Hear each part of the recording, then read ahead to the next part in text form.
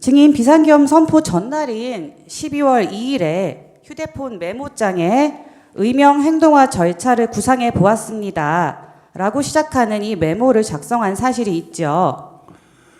이것은 증거로 채택된 내용입니다. 있습니다.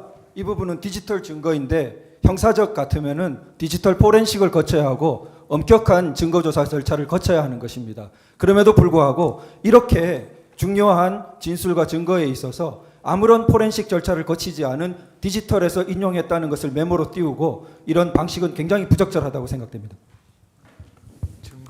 디지털 증거는 국민들의 어떤 신뢰성이 굉장히 높지만 실질적으로 변조라는 게 굉장히 쉽기 때문에 이 부분은 좀 더 거쳐서 증거 능력 조사를 거쳐서 제시돼야 한다고 생각합니다. 아니 똑같은 말 하지 마시고요.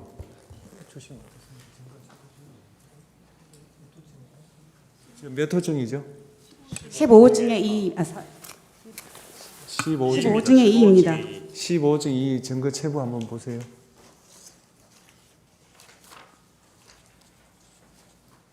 채택됐어요? 예, 물으십시오. 채택됐습니다.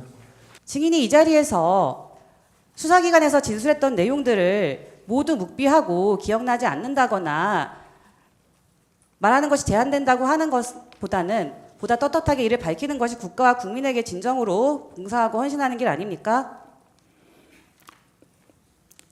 개인의 안위를 위해서 지금 모든 진술을 거부하시겠습니까?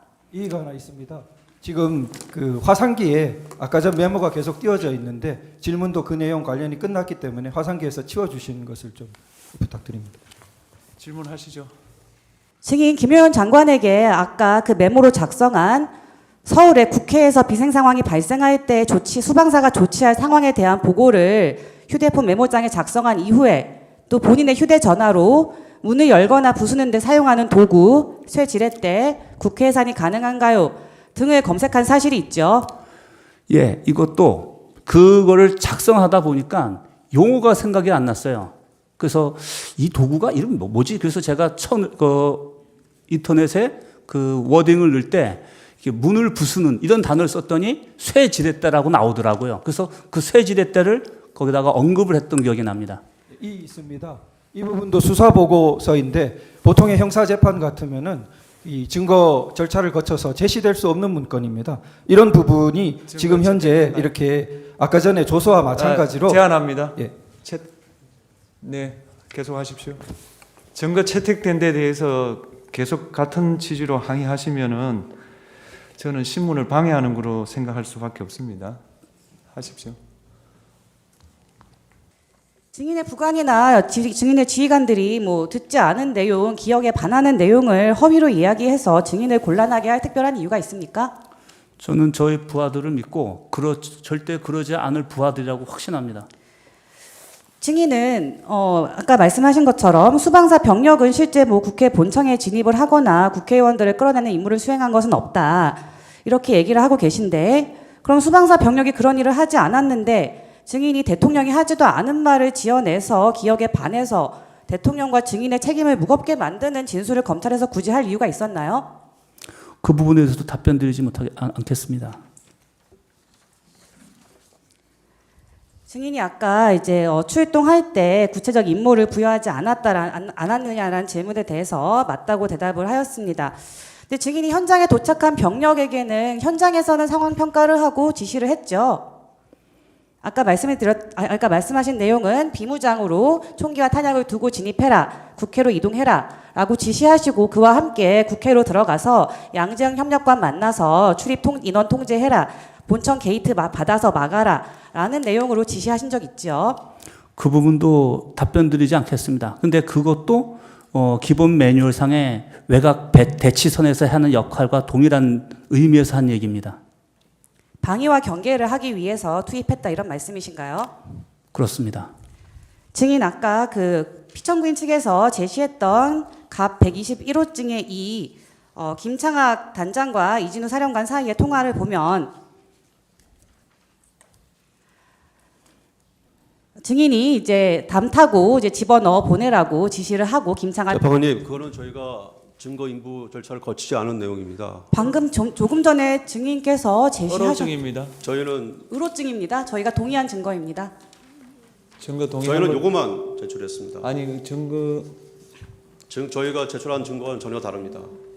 부분이 다르다는 건가요? 증거 설명서에 있었습니다. 증거로 제출되었고 저희가 아니요, 저희는 직접 혐의를 제출했기 때문에 이 부분만 저희가 증거로 제출했습니다. 한번 몇 호증이라고요? 121호증의 2호증 2입니다. 띄워보세요.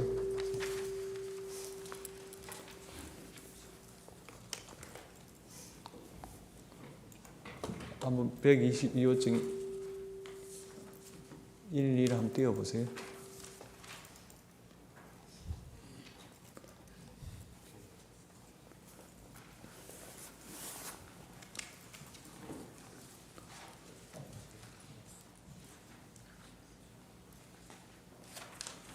아, 죄송합니다. 제가 착각을 한 것 같습니다. 예, 제출한 거 맞습니다. 예, 시계 넣으십시오. 하세요. 저는 증인이 아주 불행한 군인이라고 생각을 합니다. 그 상황에서 그 직위에 있었기 때문에 불행한 운명에 처한 안타까운 군인이라고 생각을 하고요. 사실 이런 군인들이 우리 과거에도 여러 차례 있었습니다. 아까 그 증인이 알고 계신 법이 몇 가지 있다고 했는데 증인 헌법도 아시나요? 헌법 알고 계십니까? 군과 관련된 부분만 좀 알고 있습니다. 네, 군과 관련된 부분입니다. 헌법 5조 2항에 네. 군의 정치적 중립성을 규정하고 있는데 네. 이 규정에 대해서 알고 계신가요? 알고 있습니다. 이 규정이 헌법에 왜 들어갔다고 생각하시나요? 있습니다. 증인신문은 경험한 사실에 대해 해야 되는데 지금 평가적인 의견이나 지식 차원을 묻고 있습니다. 있습니다. 헌법에 대해서 알고 있다는 걸 알아보기 위한 거니까 신문하십시오. 네, 이 정치적 중립성 규정이 헌법에 들어간 건 과거에도 증인과 같은 불행한 군인들이 많이 있었기 때문이라고 저는 생각을 합니다.